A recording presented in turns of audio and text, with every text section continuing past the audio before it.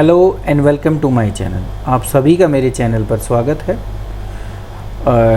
जैसा कि सीबीएसई ने अभी एक सर्कुलर इशू किया है क्लास 12th के रिज़ल्ट को बनाने के लिए, तो उसमें एक लास्ट डेट एक्सटेंड की है क्लास 10th के डाटा को चेक करने के लिए और लॉन्चिंग ऑफ क्लास 11 डाटा के यहाँ पर क्लास 11th के जो मार्क्स हमें फीड करने हैं या यूज़ करने हैं क्लास 12th के रिज़ल्ट प्रिपेयर करने में, वो डाटा भी अपने मॉड्यूल में सीबीएसई फीड कर आपको और ऑटोमेटिकली ही आपको वो जैसे 10th के मार्क्स सीबीएसई ने कहा था पिछले सर्कुलर में, वो सर्कुलर भी मैंने इस अपनी वीडियो के डिस्क्रिप्शन बॉक्स में उससे रिलेटेड वीडियो का भी लिंक डाल रखा है। अब जिसमें ये बोला था कि जो भी सीबीएसई से पढ़े हुए क्लास 10th के स्टूडेंट हैं उनका डाटा ऑटोमेटिकली सीबीएसई ही प्रोवाइड करेगी। अब सीबीएसई हर स्कूल से क्लास 11th का भी डाटा मांग रही है फाइनल एग्ज़ाम थ्योरी का, सो दैट वो भी ऑटोमेटिकली ही वहाँ पर प्रोवाइड किया जा सके।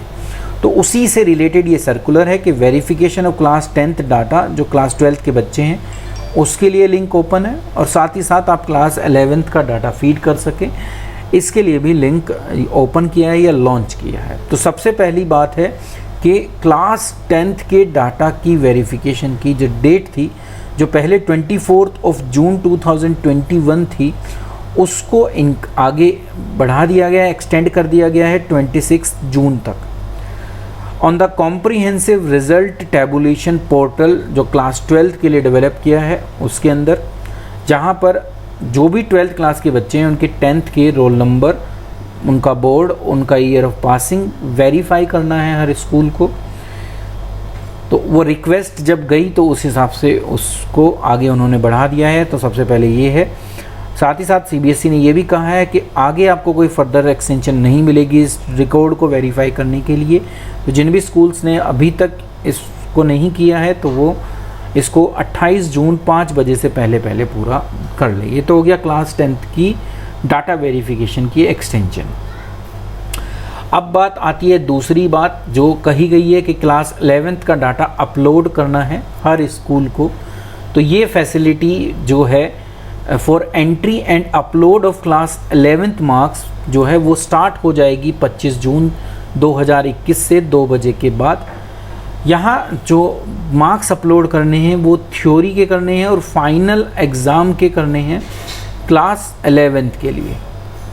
तो अभी कई सारे क्वेश्चंस हैं हम टीचर्स के दिमाग में, कुछ मेरे तक भी आए। तो उसमें से एक ये था कि जब मॉडरेशन की हम बात करते हैं और जो सीबीएसई ने प्रीवियस सर्कुलर इशू किया था तो उसमें उन्होंने कहा था कि मॉडरेशन जो है 10th में तो हो ही नहीं सकती। जो क्लास 10th है उसमें नो मॉडरेशन है, ठीक है।